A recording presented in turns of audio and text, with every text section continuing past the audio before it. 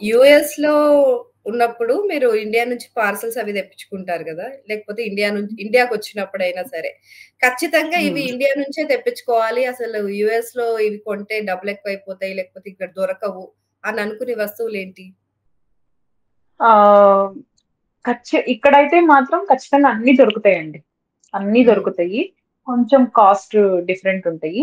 అందరి సంగతి నాకు తెలీదు గానీ, నేను మాత్రం మెయిన్ మన ఇండియన్ ఔట్‌ఫిట్స్ అండి. అవి హ్మ్. మాత్రం పక్కా. సెకండ్ ఇక్కడ థింగ్ ఏందంటే, ఇక్కడ డైలీ వేర్ గూడా అంత మంచిగా దొరకవు. వీళ్ళెక్కువ జీన్స్, టీ షర్ట్స్ ఇవే ఉంటాయి. పిల్లలకి హ్మ్. ఏదన్నా డైలీ వేర్ మా చిన్నమ్మాయికి ఫ్రాక్స్ కానీ, లేదా పెద్దమ్మాయికి ఏదన్నా మన మన క ఏమంటారు ఫెస్టివల్స్‌కి సంబంధించి ఏదన్నా మన ఔట్‌ఫిట్స్ కొంచెం ట్రెడిషనల్‌గా తీసుకోవాలంటే మెయిన్ ఔట్‌ఫిట్స్.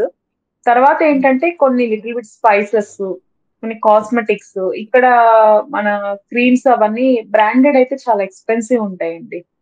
సో, హ్మ్. నేను ఏదైనా బ్రాండ్ యూజ్ చేస్తున్నానంటే పిల్లలకి, నాకు అక్కడి నుంచే తెప్పించుకుంటాను. ఇండియన్ ఔట్‌ఫిట్స్, కాస్మెటిక్స్ నేనైతే మిక్సీ, ప్రెషర్ కుక్కర్స్ ఇంకా అలాంటివి గూడా ఎక్కువ తెప్పించేసుకుంటాను.